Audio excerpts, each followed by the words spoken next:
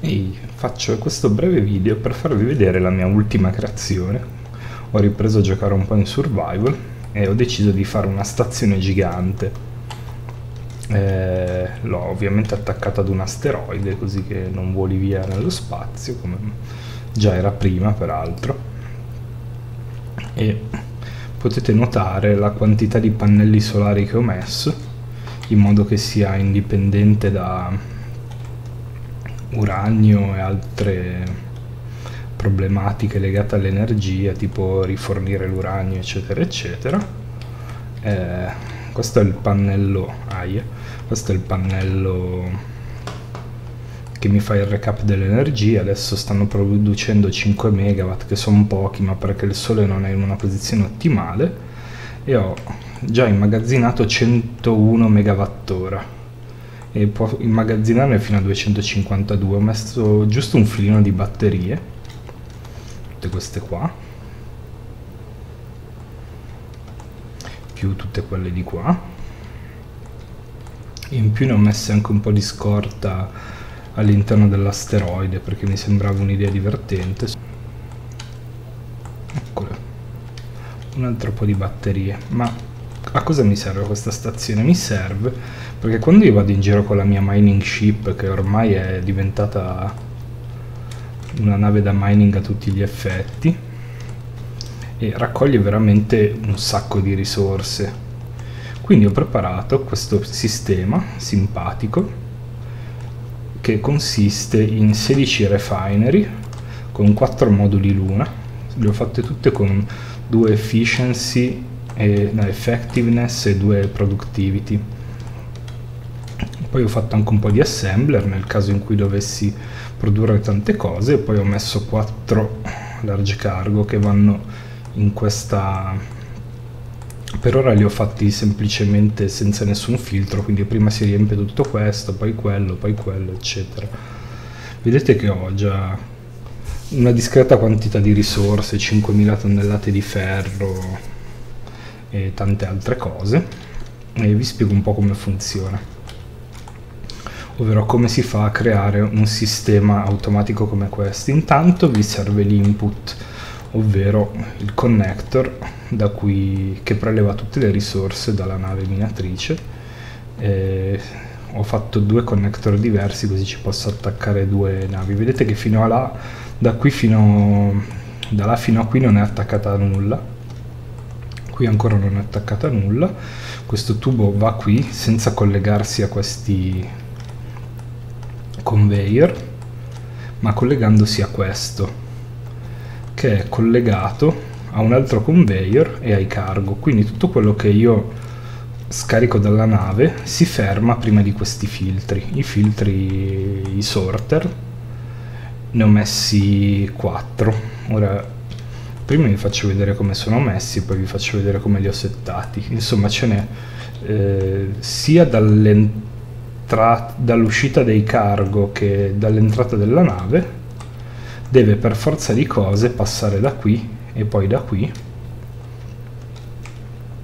e andare a questi 4 sorter. Uno va verso le refinery, uno dalle refinery ritorna. Vedete che sono tutti collegati in modo da essere tutti comunicanti l'uno con l'altro. Questi 2 li ho collegati così perché erano quelli attaccati, e gli altri li ho semplicemente collegati agli altri. E stessa cosa verso le refinery, ne ho uno che fa solo l'uscita e uno che fa solo l'entrata. Non ho mai collegato i tubi direttamente ai conveyor, altrimenti farebbero un po' quello che gli pare. Ora vi faccio vedere come ho impostato i vari sorter. Come avete visto ce ne sono 2 per le refinery entrata e uscita, 2 per gli assembler entrata e uscita.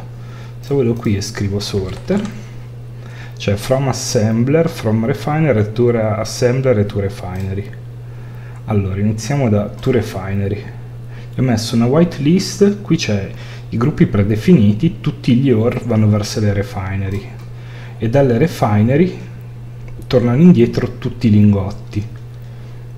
Verso gli assembler come whitelist vanno tutti i lingotti, e dagli assembler tornano tutte le munizioni, tutti i componenti e tutti gli attrezzi, ovvero tutto quello che si può produrre con gli assembler. In questo modo, semplicemente, se voglio produrre delle cose, vado in un pannello di controllo qualsiasi, vado su production, vedete la mia lista di assembler, posso dirgli fai un po' di plate, questo posso dire fai un po' di motori.